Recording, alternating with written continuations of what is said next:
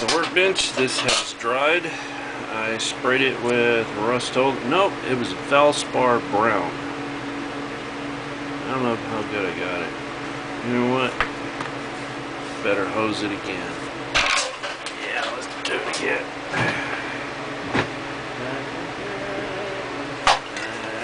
I don't recommend spray painting in an enclosed space, but I'm in the room.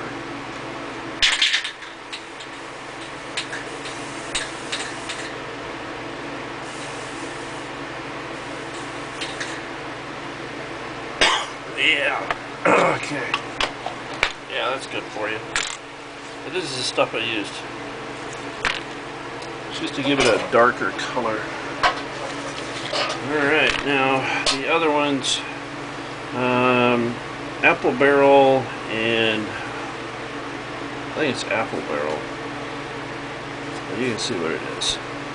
These are the two acrylic paints I'm going to use just to touch up certain spots.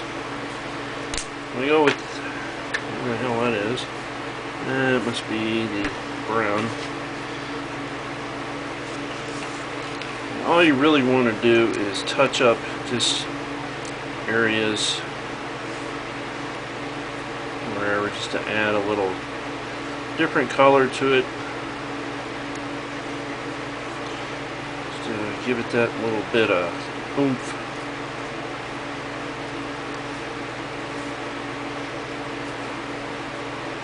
You don't have to be a class 1 artist.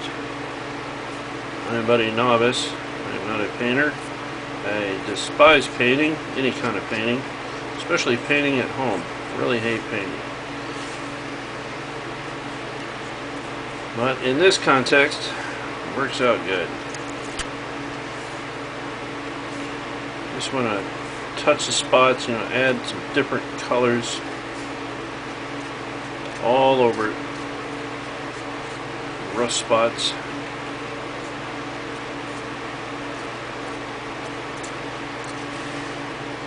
I'm just going to go all over this thing right here.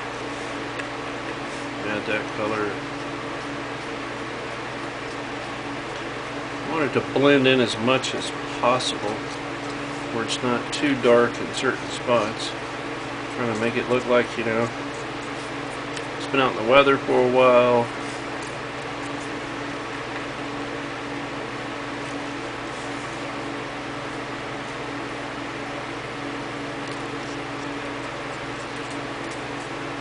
There's only 3 colors to this particular one. You can add whatever colors you want.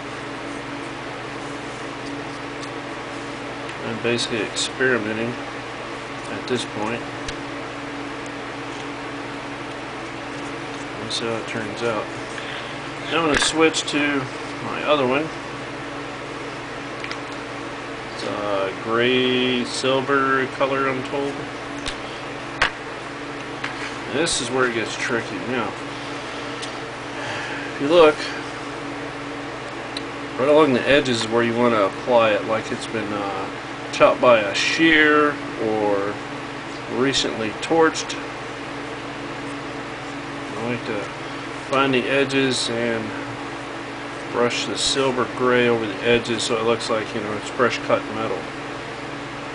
Fresh cut crops.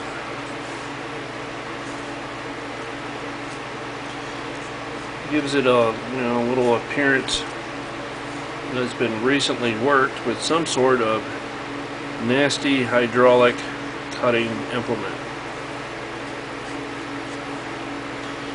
Or at this plant I worked, they had a Mesta shear. This thing would cut 8 inches of solid aluminum. I'm talking, man, this thing, wow, it's a neat machine to work around.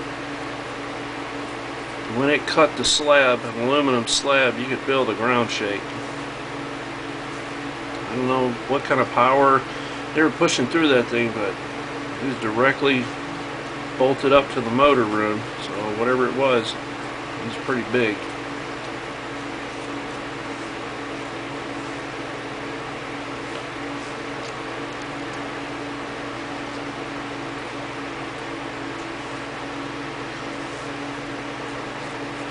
And that is all there is to this little bit of freight car magic. adding appropriate colors in specific areas to pull off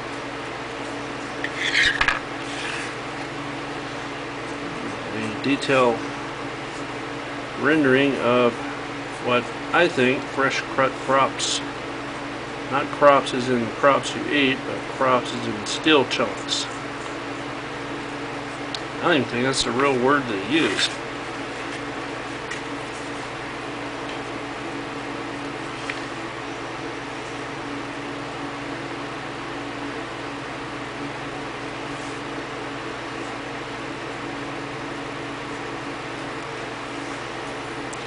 We're getting there. I don't have anybody that can look at this and tell me if it looks worth a flip. Do you think it looks good? Tell me. And if you do decide to make this load, or any other loads, I'm going to be sharing a couple more loads that I make with you. Let me know in the comment section if you did this and how yours turned out. I'd be extremely interested to know.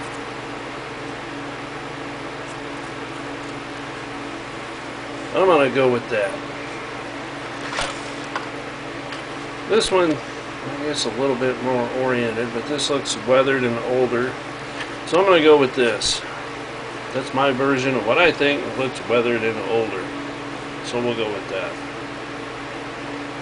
And that is done. Done.